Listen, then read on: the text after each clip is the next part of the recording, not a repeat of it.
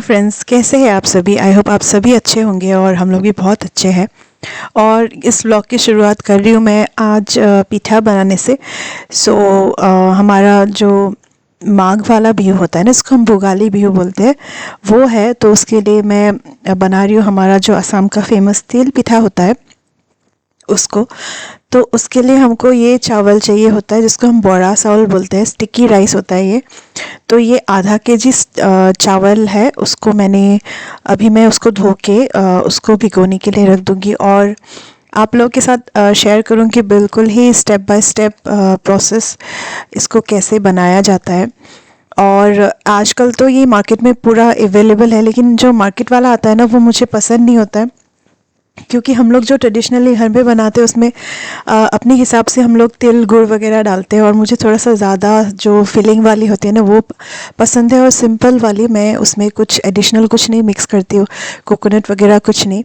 एक कोकोनट का भी बनता है, नारिकल पिठा बोलते हैं हम लोग उसको, जो जिसकी स्टफिंग नारियल होती है। पर इसमें मैं बिल्कुल ऑथेंटिक जो हमारा तिल पिठा होता है, जिसमें तिल और गुड़ की ही स्टफिंग होती है, तो वो डाल के मैं बनाऊंगी।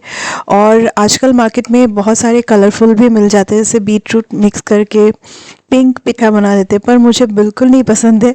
और मैं मार्केट वाला अगर आया भी है घर पे तो मैं उसको नहीं खाती हूँ, मुझे बिल्कुल पसंद नहीं है। मैं खुद ही बनाती हूँ, चाहे मैं एक दो ही खाऊं पर बहुत अच्छे से खाती हूँ। और बचपन से मैंने घर पे भी देखा है, मेरी मम्मी बनाती थी इसी तरह से। लेकिन अभी हम लोग मॉडर्न घरों में रहते हैं ना, तो हम लोग मिक्सी का यूज़ करते हैं। पर हमारे घरों में मिक्सी का यूज़ नहीं होता था, हम लोग ढेकी यूज़ करते थे, जो एक वुड का होता था, उससे पीसा जाता था। और ये प्रोसेस जो होता था उसमें बहुत सारे लोग इन्वॉल्व रहते थे। तो अभी मैंने उसको चावल को सोक करने के लिए रख दिया है।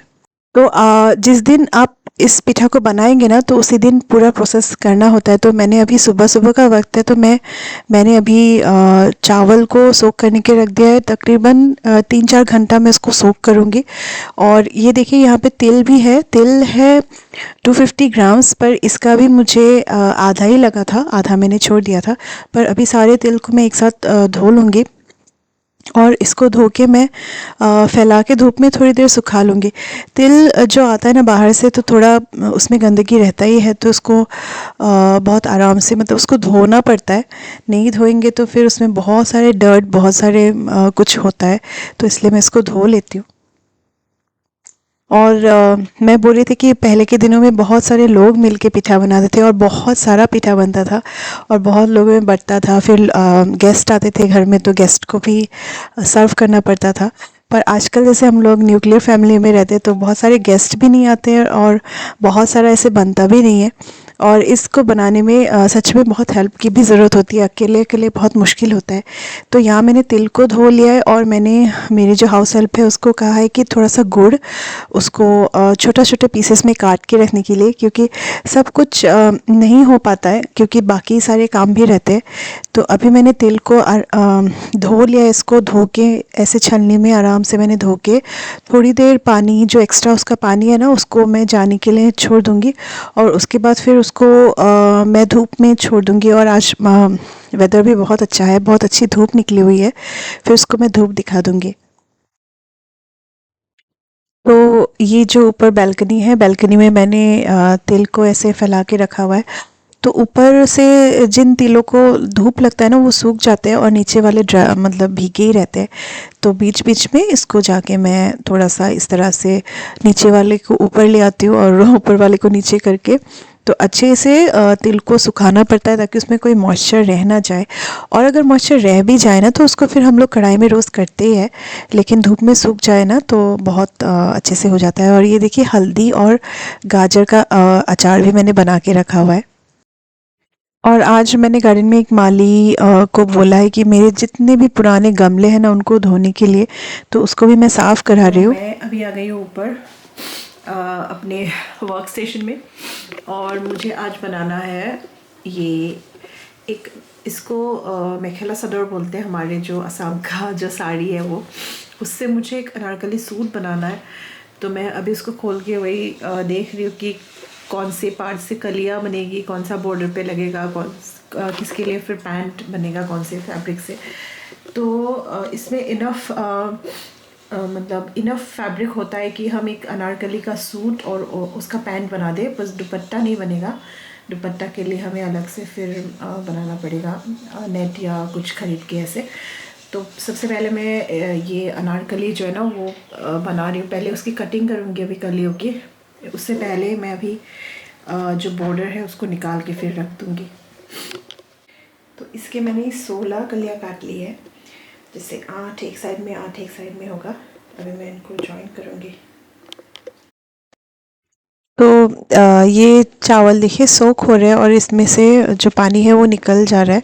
तो इसको मैं फिर एक्स्ट्रा से सूखने के लिए नहीं रखूँगी, क्योंकि उसको जैसे पानी होता है ना उसी के साथ ही पीसना पड़ेगा, उसी के मॉइस्चर के साथ। और ये देखिए पीछे भी मैंने बहुत मतलब साफ़ सफाई करवाई थी माली को कह के, और सारे जो मेरे गमले थे उनको साफ़ करके फिर मैंने पेंट भी करवाया था। और इस टाइम तक हमारा लंच भी हो चुका था, तो किचन विचन सब कुछ साफ़ हो गया था। तो अभी मैं आई हूँ जो पिठा का बनाने का जो प्रोसेस है ना उसको शुरू करने के लिए।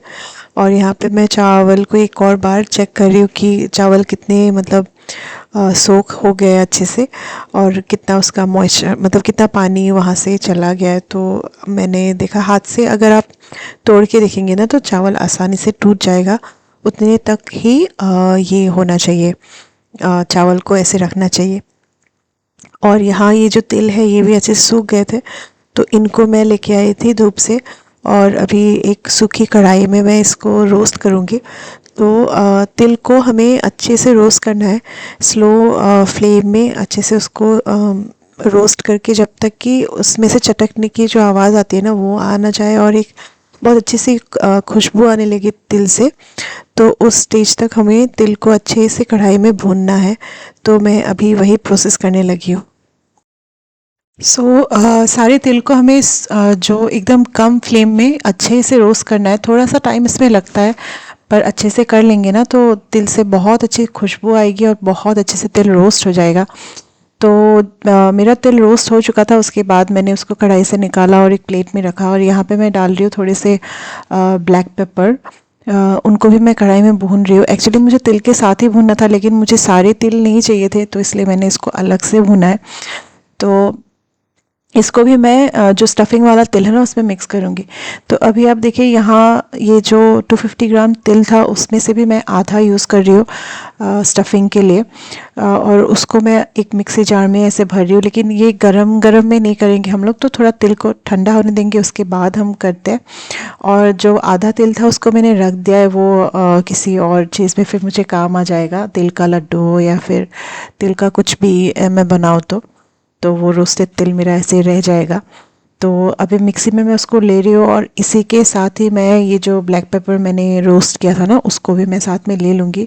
और इन दोनों को मैं मिक्सी में बस एक ही बार चलाऊँगी, लाइक उसको मुझे पाउडर नहीं करना है, बिल्कुल कोर्सली उसको ग्राइंड नहीं करना है। तो मिक्सी को बस एक ही बार जो मतलब फर्स्ट वाला जो नंबर होता है ना उसमें जस्ट एक बार मैं घुमा के उसको छोड़ दूँगी, ताकि एकदम कोर्सली ग्राइंड हो जाए मेरा तिल। तो ये देखिए मैंने मिक्सी को बस थोड़ी देर के लिए एक ही बार मैंने चलाया, ताकि वो एकदम पाउडर ना हो जाए। तो ये देखिए इस तरह से हमें कोर्सली ग्राइंड कर लेना है तिल को। और सारे तिल को अभी मैं मिक्सी जार से निकाल के एक प्लेट में ले रही हूँ, और इसमें अभी मुझे मिलाना होगा गुड़। तो जितना क्वांटिटी का मेरा तिल है ना उससे थोड़ा सा कम क्वांटिटी का मैं इसमें गुड़ मिक्स करूँगी। और गुड़ मेरे एकदम पतले पतले कटे हुए हैं, वही मिक्स करना है मुझे यहाँ पे। और इसको मुझे और कुछ प्रोसेस नहीं करना है, बस इसमें गुड़ ही मिक्स करना है, वो भी ऐसे ड्राई ड्राई में ही। और ये स्टफिंग ऐसे ही ड्राई ड्राई ही रहता है। तो गुड़ जितना हस्बैंड लाए थे ना मार्केट से, मैंने सारे गुड़ को ही कटवा लिया था। तो अभी इसमें मैं अपने अंदाज़े से मिक्स करके गुड़ यहाँ ले रही हूँ। और यहाँ पे मैंने बस ब्लैक पेपर थोड़ा सा और तिल और बस गुड़, और इसमें और कुछ इंग्रेडिएंट्स नहीं जाएगा। और अभी गुड़ को तिल के साथ मुझे बहुत अच्छे से मिक्स करना है। और अगर गुड़ के मतलब बड़े बड़े टुकड़े आ जाते हैं ना तो उनको मैं उंगली से लेके मतलब दबा दबा के उनको भी तोड़ लूँगी, ताकि एकदम बड़े बड़े चंक्स नहीं रह जाए गुड़ के, मतलब तिल के साथ वो अच्छे से मिक्स हो जाए। और इसको अभी मिक्स करके मैं इसकी स्टफिंग अभी रेडी कर लूँगी। तो ये देखिए बिल्कुल अच्छे से मैंने गुड़ और तिल को मिक्स कर लिया है और ये मेरा स्टफिंग रेडी हो गया है। अभी मैं करूँगी चावल। अभी मुझे चावल पीसना है, तो कैसे पीसते हैं मैं वो भी दिखाती हूँ आपको। तो ये जो हाफ़ केजी चावल है ना, ये मैंने 3 बैच में पीसा था मिक्सी में। तो इस तरह से मैं थोड़े थोड़े करके बैच ऐसे मिक्सी में ले रही हूँ और इसको अभी मैं अच्छे से पीस लूँगी। तो चावल में थोड़े से अगर पानी रह भी जाए ना तो कोई प्रॉब्लम नहीं है, वो हमें और थोड़ा-सा उसमें स्टिकीनेस और थोड़ा-सा बाइंडिंग उसमें रहेगा तो कोई भी ज़्यादा प्रॉब्लम नहीं है। तो इस तरह से मैंने जो मीडियम वाला मेरा मिक्सी जार है उसमें मैंने उसको पीस लिया था और इसे बीच-बीच में स्पैचुला की मदद से थोड़ा-थोड़ा हमको इसके एजेस से निकाल-निकाल के पीसना पड़ता है और स्टिकी होता है ना तो ये थोड़ा-सा लग जाता है मिक्सी में, तो इस तरह से। और उसके बाद ऐसे पतली सी एक छलनी ले लेंगे और उसमें इसको मुझे छानना है, क्योंकि मतलब हमें पूरा ही इवन जो होता है ना उसका जो चावल का आटा होता है उसको बिल्कुल इवन चाहिए होता है। तो इसलिए हमको ये प्रोसेस स्किप नहीं करना है, इसको करना ही पड़ता है। मिक्सी में क्या होता है जब भी हम पीसते हैं ना तो वो इवनली मतलब ग्राइंड नहीं होता है, कुछ कुछ दाने बच ही जाते हैं। तो इसको बिल्कुल इवन वाला जो हमें निकालना है ना उसका पाउडर, तो इसलिए हमें इसको हमें ये वाला प्रोसेस जो है ना उसको करना ही करना है। ये अगर हम नहीं करेंगे ना तो हमारा पीठा नहीं बनेगा। तो इसको मैंने बहुत अच्छे से छान लिया था और बीच-बीच में क्या होता है ना कि इसमें मॉइस्चर रहता है ना तो इसके लम्प्स थोड़े-थोड़े बन जाते हैं, तो स्पैचुला से इस तरह से उसके लम्प्स को तोड़-तोड़ के हमें इसे मतलब छान लेना होता है। और इसको पूरा छान के जो उसमें रह जाता है ना उसको मैंने अगेन मिक्सी में डाल दिया है। और ये जो पाउडर बचा है ना इसको अभी देखिए हमें हाथ की मदद से दबा दबा के रखना है। इसको बिल्कुल ही इसमें मतलब एयर लगने नहीं देना है, तो इसको पूरा ही दबा के रखना है ताकि इसका मॉइस्चर रिटेन हो सके। और इसको हमें ढक के रखना होता है। मतलब जैसे हम नेक्स्ट बैच अभी पीस लेंगे ना तो उससे पहले इसको हमें ढक्कन लगा के ढक के रख देना पड़ता है, नहीं तो इससे सारा जो मॉइस्चर उड़ जाएगा। सारा पीठा मैंने पाउडर बना लिया, उसके बाद मैं बनाने लग रही हूँ तिल पीठा। और इसके लिए ना अगर लोहे का तवा हो ना तो बहुत अच्छे से बनता है, पर मेरे पास नहीं है। तो मेरे पास ये स्टील का एक तवा है जिसमें मैं कोई ऑयली चीज़ नहीं बनाती हूँ, तो इसको मैं रखती हूँ पीठा बनाने के लिए ही। लेकिन इसमें ना हाथ से ना ही स्पैचुला से वो पीठा फैलता है, क्योंकि मतलब लोहे में जैसे वो स्टिक हो जाता है ना तो इसमें नहीं होता है। तो मैं इस तरह से छलनी की मदद से इसको फैलाती हूँ। तो 3 प्रोसेस है, जैसे आपने एक स्पैचुला लिया, उसमें से थोड़ा सा पीठा दिया, उसको फैला लिया। तो लोहे के तवा में वो आप कर सकते हो, लेकिन ऐसे अगर आप स्टील का या फिर कभी नॉन स्टिक का भी तवा यूज़ करें ना तो इस तरह से एक छलनी ले लीजिए तो वो आराम से फैल जाता है। और इसको फिर इसके अंदर मैंने स्टफिंग रखा है। स्टफिंग रख के इसको हल्के हाथों से थोड़ा सा स्पून की मदद से मैंने उसको रोल किया है। उसके बाद फिर उंगलियों से ही रोल करना पड़ता है। तो कभी-कभी पीठा ना पहले-पहले आप जब बना रहे हो तवा में तो 1-2 टूट भी सकते हैं। लेकिन जैसे डोसा होता है, डोसा पहले वाला डोसा ठीक नहीं बनता है, उसी तरह ये होता है। लेकिन एक बार जो बन जाए, एक बार जो टेम्परेचर इस तवे का सेट हो जाए ना, उसके बाद पीठा सारे बनते रहेंगे और ऐसा लगेगा कि एक के बाद एक मैं बनाती रहूँ। लेकिन हाँ, जो ये पाउडर इसमें ज़्यादा निकलता है जो छलनी से मैं डालती हूँ ना, तो उसको साफ़ करके फिर नेक्स्ट पीठा हम लोग ऐसे बनाते हैं। और ये प्रोसेस बहुत ही सेटिस्फाइंग लगता है, क्योंकि बचपन से मैं करती आ रही हूँ या देखती आ रही हूँ ना, तो ये मुझे बहुत ज़्यादा सेटिस्फाइंग लगता है। मतलब खाने से ज़्यादा मुझे बनाने का ज़्यादा ही शौक़ है। ऑल्दो बहुत टायरिंग हो जाता है ये प्रोसेस, सुबह से लगे रहो, सुबह से करते रहो कुछ ना कुछ। लेकिन जब एंड रिज़ल्ट आ जाता है, जब बन जाता है ना, और बहुत सारा पीठा जब आप देखेंगे नज़रों के सामने कि बन गया है, या फिर अपने हाथों का बना हुआ आप किसी को खिलाते हो ना, वो सेटिस्फेक्शन लेवल ही अलग होता है। और आजकल क्या हो रहा है ना कि हम लोग छोड़ रहे हैं ये सारा कुछ, जो ट्रेडिशन है ना उसको धीरे धीरे छोड़ते आ रहे हैं। हमको ईज़ी सब कुछ पसंद है कि ईज़िली हम मार्केट से ले आए, मार्केट से बन गया। पर ये जो खुद के हाथों से बनाने वाला होता है ना, ये अगर हम कंटिन्यू करें तो हमारे बच्चों को भी हम सिखा सकते हैं, और ये जो लेगेसी रहती है ना वो रह जाती है। और हमें नहीं छोड़ना चाहिए। हमारा जो भी ट्रेडिशन होता है ना उसको जितना हम फॉलो कर सकें, मेरे ख्याल से उतना ही ज़्यादा अच्छा है। तो इस तरह से देखिए एक एक मैं पिठा बनाती हूँ, फिर साइड में दो दो रखती जाती हूँ, क्योंकि उसको और थोड़ा सा स्लो रोस्ट होना पड़ता है। और सबसे इम्पोर्टेंट बात है ना, ये जो तवा का जो गैस है ना, उसको बहुत हमको लो फ्लेम में पिठा बनाना पड़ता है। बहुत ज़्यादा भी लो नहीं, लेकिन एक ऐसा फ्लेम आपको सिलेक्ट करना पड़ेगा जिसमें आपकी पिठा अच्छे से बन जाए। आप ज़्यादा हाई फ्लेम लोगे ना तो वो टूट जाएगा, और ज़्यादा ही लो लोगे तो वो कच्चा रह जाएगा। तो एक बैलेंस बना के रखना पड़ता है, वो इवेंचुअली बनाते बनाते वो हो जाता है। तो एक के बाद एक बन जाता है। फिर मैंने सोचा कि ये बड़ी छलनी नहीं, छोटे से भी मैं बना के देखती हूँ। तो छोटे से मैंने छोटी छलनी जो थी चाय वाली वो ली थी, उससे भी बहुत अच्छा बन रहा था, लेकिन उससे बहुत छोटा छोटा बन रहा था। फिर मैंने छोड़ दिया, फिर मैंने वही बड़ी वाली छलनी से ही उसको बनाया। और थोड़े पिठा बनाने के बाद हम लोग चले गए थे ग्रॉसरी शॉपिंग के लिए। जो ये व्लॉग है ना, ये 12 तारीख का है, और नेक्स्ट डे 13 तारीख को हमारे यहाँ उरुका बोलते हैं। जो माघ बिहू के पहले वाला जो रात होता है उसको उरुका बोलते हैं। उसमें हम लोग बॉनफायर करते हैं और कम्युनिटी फीस्ट होता है। तो हमारे नेबर से हम 4 फैमिलीज़ हैं, हम लोग मिलके हमेशा ये हमारा लाइक लास्ट 6 ईयर से हम लोग ये करते आ रहे हैं फीस्टिंग। तो हम लोग क्या करते हैं कि हम लोग चारों फैमिलीज़ एक साथ मिलके हम लोग बनाते हैं, खाते हैं और इन्जॉय करते हैं।